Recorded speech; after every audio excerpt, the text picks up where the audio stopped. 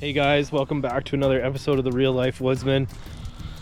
Who knows what this episode has in store? It just kind of happens as life unfolds. I wanted to give you a little update after the last video where I said I had 2 job opportunities kind of come up. Everything happens in threes, you know, so I had 1, it was a kitchen job, 2, a construction job in Victoria, and then I got another construction job. I was helping a guy move his carport from Comox to Quadra Island. I was just kind of watching back on the Real Life Woodsman Part 1, which started about 4 or 5 months ago, and it doesn't feel like anything's any different to me, but wow, you can see like the person I'm becoming as my sobriety kind of unfolds here. I did actually want to talk about my sobriety, because when I talk about sobriety, I mean from drugs, like hard drugs, and I'm still a user of marijuana. And when I quit using hard drugs, I really leaned heavily on alcohol as a crutch. At first, I was drinking between 6 and 12 ciders a day, and that's important to me too. You can't just like substitute one thing for another. So I've been working hard to reduce the amount of alcohol I intake, and for like the last year now, I've been down. I've regulated myself to 2 ciders a day, and you know, sometimes I drink 3, but that's not the end of the world, right? Doing my best. It's just so nice out today. I gotta go cut some firewood. I just went and got my permits for the year, but what the permit comes with is the maps.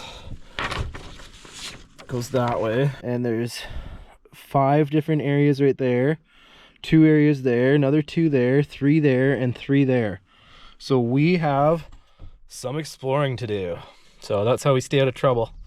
Well, I'm out at this beautiful cut block here. When I was logging like 7 or 8 years ago, see all those little trees up there, the bright green ones? That's where we cut down when I was bucking with the logging company.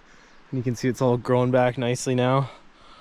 I'm checking out this new cut block though, and it's just been cleaned right up. And I crawled the truck way up here through a bunch of like ditches and stuff. Cross ditches. It's no fun driving through those.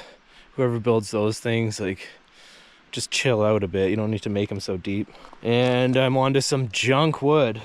Today is like a break-even day if I do good. Like, it's just not looking very good financially. I spent about $110 getting my permits, gassing up the truck, getting some gas for the saw and some oil. So no matter how good I do, I'm not even making any money today. But it would be nice to bring some wood home. So I'm onto this little junk. At least it's fir. Yeah. Oh yeah, so when I was getting my permit at the community center, the lady mentioned that there's like a job shuffle going on there and they're looking for a new person. So I put a resume in at the community center. That would be a pretty cool little side job for me.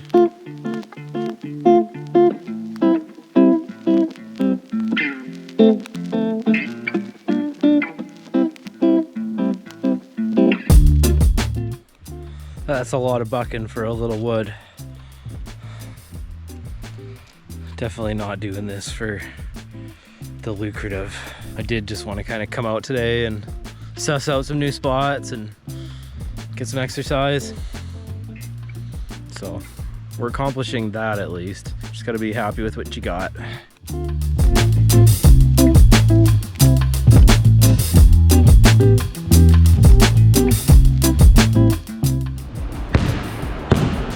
One little life bonus is Christina cleans up the hall here, and we get to come shoot some hoops while she's doing that. We get the whole place to ourselves.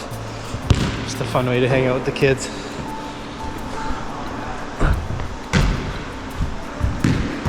Never really did like the no contact sports. Whew. I work up a sweat pretty quick when I'm trying to play basketball. What I did want to tell you guys about was this shirt. It should be like illegal or something. There's a little tiny hole. There's actually holes everywhere, but there's like the perfect hole and my nipple sticks like right out of it. Christina pointed out one day when we were sitting on the couch.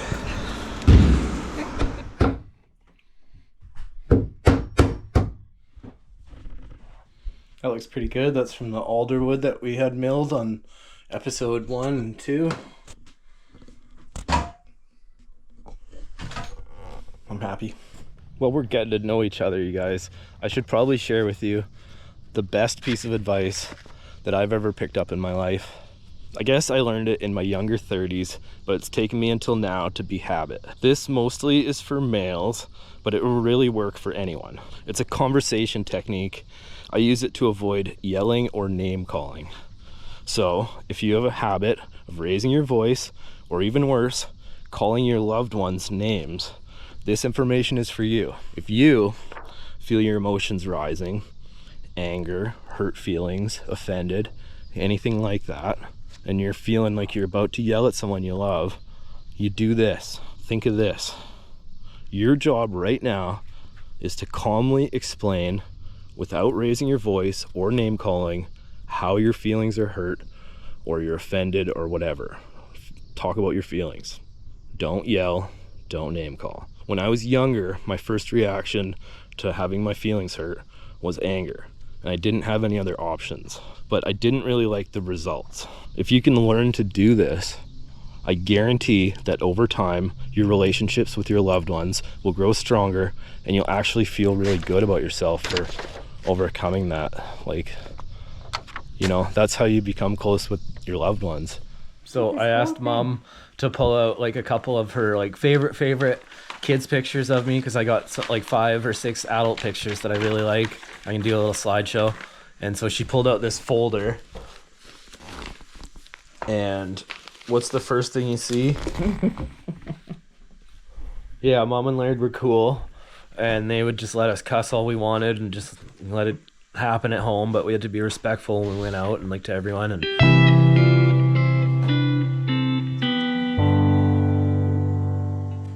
there's me and Jeremy and Laird in the canoe.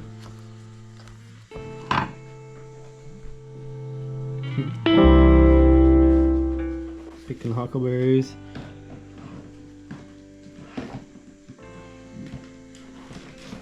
There's Mom. This is your very first. This is where I lived all summer in an army tent. That was my best friend Reed. Look at that nice looking kid who has hair. Those were the days. I loved your hair. Yeah, I loved my hair too.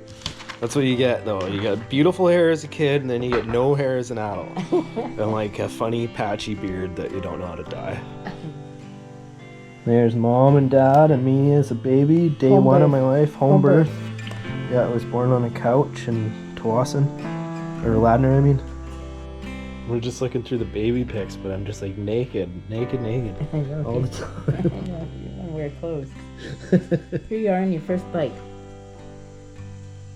So Auntie Brenda gave me Woozle from the Wuzzles when I was like my first day born, and I still got him to this day. And that's me there. A little bike ride.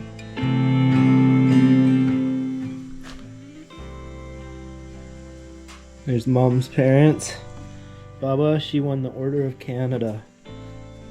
She fundraised for a bunch of different things for the hospitals and raised like $25 million or something back in the 90s for MRI machines or something, Yeah, and like yep. some cutting edge technology at the time for the Vancouver hospitals. Here's a picture over here with the Order of Canada.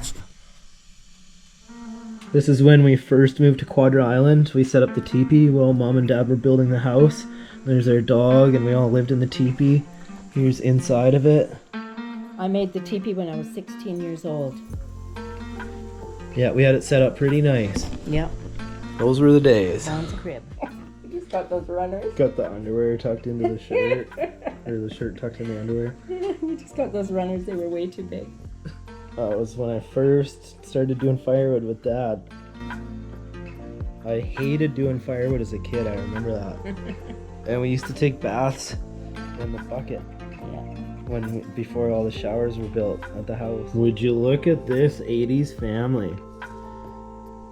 There's me and my best friend Marshall. Okay, you want to see something priceless here? Young little Jeremy does things.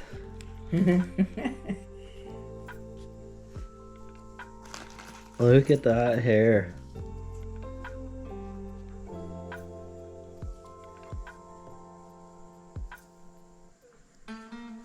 He kind of looks like Jim from The Office there.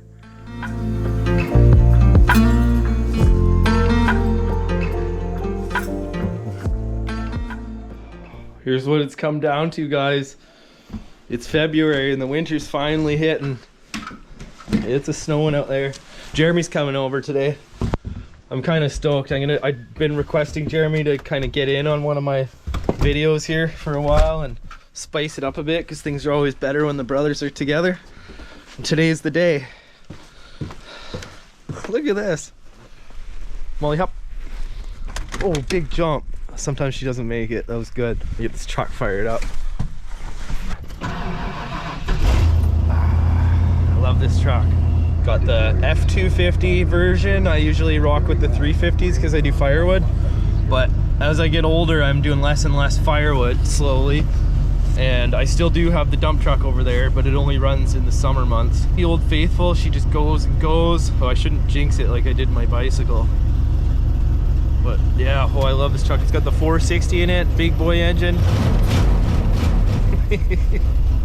No, I actually like the 351 better because it burns less gas, but this one does roar. Did you see how high the tide is? Yeah. It's crazy high. Sasquatch sighting here on Quadra Island. Our friend Alex Whitcomb puts these guys together. He's done like maybe 100 different creatures, and like there's a big whale when you pull in here. He just does amazing work. Oh, and someone put a heart rock on his chest, right where the heart would be. That's Quadra for you. Oh, brother Jay. Look who drops in on this episode. Hello, my name is Jeremy Collins, and I am the editor for this episode. If you want to see this beachcombing day, head to Jeremy Does Things and check out this video. Hi, I'm Jeremy Collins from Jeremy Does Things, a channel where I explore the outdoors so you don't have to, or even better, so it inspires you to.